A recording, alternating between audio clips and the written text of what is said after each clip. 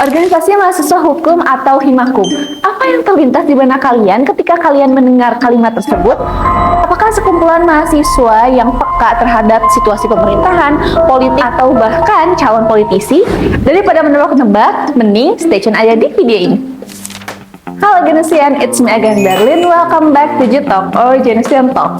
Di episode kali ini aku bakal ajak kalian untuk membahas suatu hal yang lumayan tajam dan juga relevan buat para mahasiswa hukum ataupun aktivis kampus. Aktivisme mahasiswa ini sudah menjadi sebuah sejarah dari bangsa kita ya.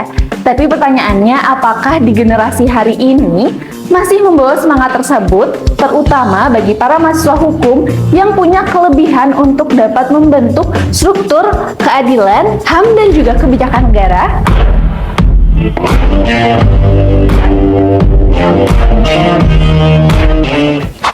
Oke, gini kan, sekarang aku udah bareng sama Ketua Himpunan Mahasiswa Hukum. Mungkin kakak boleh perkenalan dulu ke Genesian. Assalamualaikum warahmatullahi wabarakatuh. Perkenalkan, nama saya Said Akbar Munawar selaku Ketua Himpunan Mahasiswa Hukum periode 2024-2025. Kita kan mau bahas tentang mahasiswa hukum tuh pasti nggak jauh ya sama isu-isu sosial atau isu-isu politik gitu ya.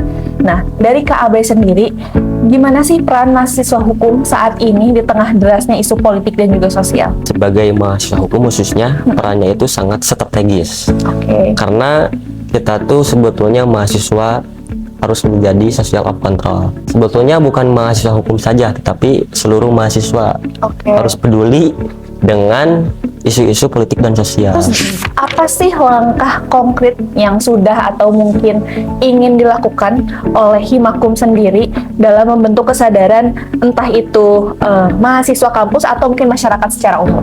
Pada bulan lalu, kita ada program yang namanya pengabdian kepada masyarakat. Kan program pengabdian juga salah satu tugas semua mahasiswa dan semua HMJ, karena harus menjalankan Tridharma perguruan tinggi. Nah, salah satunya itu pengabdian. Nah, di sana kita memaparkan materi terkait bagaimana proses administrasi bikin laporan kepolisian. Setahu masyarakat ketika bikin laporan itu bayar. Oh, padahal tidak. Padahal tidak kan gitu. Nah, jadi di sana menyampaikan beberapa faktor-faktor hukum dan aspek-aspek hukum di SD Suradita waktu itu pengabdian. Kalau ke mahasiswanya gimana membentuk kesadarannya? Kalau kita kan ada yang namanya di bidang kaderisasi. Nah, untuk membentuk kesadaran teman-teman itu supaya berpikir kritis.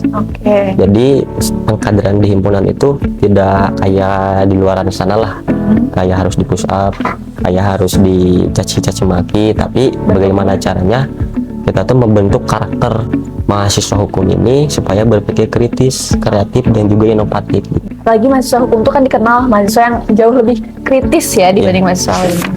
Nah, pastinya kan di Himakum ini ya pasti sering mengadakan forum untuk diskusi ataupun itu ya. Nah, kira-kira gimana sih cara menjaga semangat aktivisme tersebut tapi tanpa harus berbenturan dengan peraturan atau mungkin norma yang sudah diterapkan oleh kampus? Kemarin sempat ada mengkaji isu nasional kayak rancangan undang-undang TNI. Semua ormawa kita mengkaji dan kita konsolidasi pada waktu itu bersama Badan Eksekutif Mahasiswa. Nah, di sana setelah bulat rulesnya kemana, arahnya dibawa kemana, dan goalnya seperti apa. Dan tentunya kita juga nggak lupa gitu komunikasi dengan pihak lembaga Nusa Putra.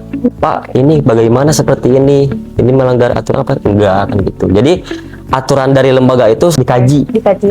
Agar supaya tidak berbenturan dengan kegiatan-kegiatan yang akan dilaksanakan gitu. Transparansi juga ya dengan pihak kampus. Transparansi juga gitu. Jadi supaya kegiatan-kegiatannya itu tidak berbenturan gitu. Saling ya? Saling gitu. Selama ini ya, kalau misalkan menyuarakan isu, entah itu isu nasional atau mungkin isu kampus, ada nggak sih tantangan yang dijalanin dan solusinya dari Kak Abai sendiri kayak gimana? Kalau ngomongin tantangan, kalau memang kita mengkaji isu, apalagi isu nasional dari pihak aparat, itu selalu ada intervensi.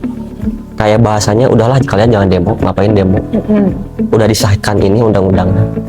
Pada waktu itu RUU TNI sudah disahkan waktu itu di Ketok Palu.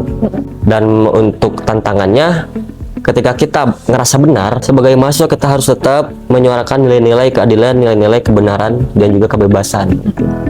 Apapun rintangannya, apapun bentuk intervensinya, ketika kita benar, kita harus tetap menyuarakan nilai-nilai kebenaran. karena sesuai jargon kita di hukum, libertas, veritas, justia, Apa tuh Kak? kebebasan, kebenaran, dan keadilan. Oke. Bagaimana kita menyuarakan kebebasan berpikir, kebebasan berpendapat, agar menghasilkan nilai-nilai menemukan kebenaran, dan juga nanti pasti ketika nanti menemukan nilai kebenaran pasti dapat keadilan. Iya, seberapa penting sih kolaborasi antar organisasi nih untuk menyuarakan isu-isu nasional? Kalau penting, saya yakin ketika nanti mahasiswa di Nusa Putra kompak dengan tidak memandang apapun, tidak apatis gitu. Entah itu isu nasional, isu daerah, apapun isu kampus, dengan ini keresahan bersama keluarga besar Nusa Putra, mari kita bareng bersama-sama nih. Kalau isu nasional kan kita selalu kolektif dengan kampus luar, Iya, dengan kampus luar. dengan Muhammadiyah di UMI, dengan STH Pasundan, Iya. terus ada organ eksternal juga Cipayung Plus gitu, kayak HMI, GMNI, PMI gitu. Kalau memang mencakup isu nasional. Karena kan suara semakin dikumpulkan ya akan semakin kuat juga gitu ya. Betul. Mungkin pertanyaannya dari aku cukup segitu ya Kak, benar-benar nambah pengetahuan aku juga tentang isu-isu nasional ataupun isu-isu kampus di Nusa Putra juga. Mungkin nanti kita bisa ketemu lagi ya Kak, makasih Iya, banyak siap. udah nyempetin waktunya buat sharing sama Genesian di sini. Mungkin bisa, dadah sama Genesian.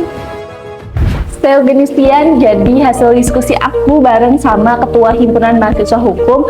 Kalau misalkan gerakan aktivisme mahasiswa di mahasiswa hukum itu masih sangat relevan ya, dan juga nggak cuman khusus untuk mahasiswa hukum aja, tapi juga khusus untuk seluruh mahasiswa Nusa Putra.